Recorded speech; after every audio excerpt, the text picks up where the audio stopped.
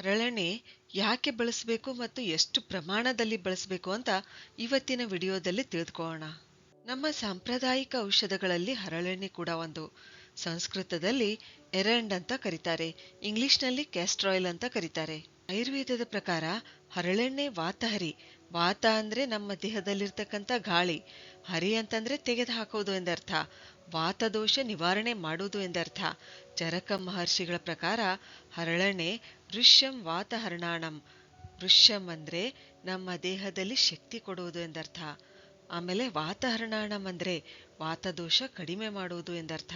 ಈ ಎಣ್ಣೆಯಲ್ಲಿ ಬಹಳಷ್ಟು ಔಷಧೀಯ ಗುಣಗಳು ಇರಲು ಕಾರಣ ಇದರಲ್ಲಿರ್ತಕ್ಕಂಥ ರಿಸಿನೋಲಿಕ್ ಆಸಿಡ್ ಎಂಬ ರಾಸಾಯನಿಕ ಸತ್ವ. ಇದು 90% ಇರುತ್ತದೆ ಮತ್ತು ಇದರಿಂದಲೇ ಹರಳೆಣ್ಣೆ ಆಂಟಿ ಇನ್ಫ್ಲಮೇಟರಿ, ಆಂಟಿ ಫಂಗಲ್, ನೋವು ನಿವಾರಕ ಗುಣಗಳನ್ನು ಹೊಂದಿದೆ. ಹರಳೆಣ್ಣೆ ವಿರೇಚಕ ಗುಣ ಹೊಂದಿರೋದ್ರಿಂದ ಮಲಬದ್ಧತೆ ಮತ್ತು ಚರ್ಮದ ಸಮಸ್ಯೆಗಳಿಗೆ ತುಂಬಾನೇ ಉಪಯುಕ್ತವಾಗಿದೆ. ಹರಳೆಣ್ಣೆ ಸೇವಿಸೋದ್ರಿಂದ ನಮ್ಮ ದೇಹದ ಅಂಗಾಂಗಗಳಿಗೆ ಚೈತನ್ಯ ಬರುತ್ತದೆ. ಇದು ವಾತದೋಷ ನಿವಾರಿಸೋದ್ರಿಂದ, ಅಂದ್ರೆ ನಮ್ಮ ದೇಹದಿಂದ ವಾತ ಹೊರ ಹಾಕೋದ್ರಿಂದ ಇಲ್ಲಿ ಏನಾಗುತ್ತೆ ಅಂದ್ರೆ ನಮ್ಮ ದೇಹದ ಯಾವುದೇ ಭಾಗದಲ್ಲಿ ವಾಯು ಸೇರ್ಕೊಂಡ್ರೆ ಅಲ್ಲಿ ನೋವು ಕಾಣಿಸ್ಕೊಳ್ಳುತ್ತೆ.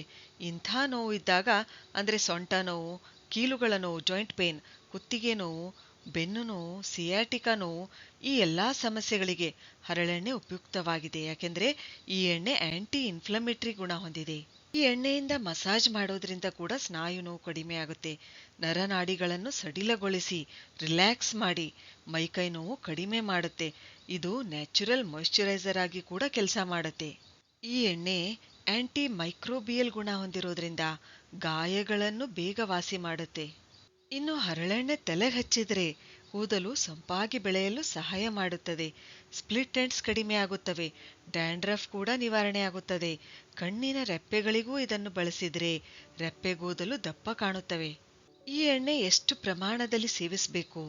ದಿನಕ್ಕೆ 15 ml ನಿಂದ 20 ml 1 ಗ್ಲಾಸ್ ಉಗುರು ಬೆಚ್ಚಗಿನ ನೀರಿನಲ್ಲಿ ಅಥವಾ ಹಾಲ್ನಲ್ಲಿ ಹಾಕಿ ಕುಡಿಬೇಕು. ಅದು ಬೆಳಗ್ಗೆನೆ ಕುಡಿಬೇಕು, ರಾತ್ರಿ ಕುಡಿಬಾರ್ದು. ಯಾಕೆಂದ್ರೆ ರಾತ್ರಿ ಕುಡಿದ್ರೆ ನಿದ್ರೆಗೆ ಭಂಗ ತರಬಹುದು. 1 ತಿಂಗಳಲ್ಲಿ 3 ಸಲ ಅಂದ್ರೆ 10 ದಿನಕ್ಕೆ ಒಮ್ಮೆ ತೆಗೆದುಕೊಂಡ್ರೆ ಸಾಕು. ಮತ್ತೆ 1 ವರ್ಷದಲ್ಲಿ ಒಂದೇ ಸಲ ಈ ರೀತಿಯಾಗಿ ಮಾಡಬೇಕು. ಮತ್ತೆ ನೆಕ್ಸ್ಟ್ ಇಯರ್ ಈ ರೀತಿಯಾಗಿ ನಾವು 1 ತಿಂಗಳಲ್ಲಿ 3 ಸಲ ಇದನ್ನ ಮತ್ತೆ ಬಳಸಬಹುದು. ಅಥವಾ ವೈದ್ಯರ ಸಲಹೆ ಪಡೆದು ತೆಗೆದುಕೊಳ್ಬೇಕು. ಯಾಕೆಂದ್ರೆ ಹೆಚ್ಚು ತೆಗೆದುಕೊಂಡ್ರೂ ಸಮಸ್ಯೆ ಆಗುತ್ತೆ. ಅದಕ್ಕೆ ಸರಿಯಾದ ಪ್ರಮಾಣದಲ್ಲಿ ತೆಗೆದುಕೊಳ್ಳುವುದು ತುಂಬಾನೇ ಮುಖ್ಯ. ಆದ್ರೆ ಗರ್ಭಿಣಿಯರು ಹರಳೆಣ್ಣೆ ಸೇವಿಸಬಾರದು. ಸರಿ, ಹಾಗಾದ್ರೆ ಮುಂದಿನ ವಿಡಿಯೋದಲ್ಲಿ ಮತ್ತೊಂದು ಉಪಯುಕ್ತವಾದ ಮಾಹಿತಿಯೊಂದಿಗೆ ಭೇಟಿಯಾಗೋಣ. ಧನ್ಯವಾದಗಳು.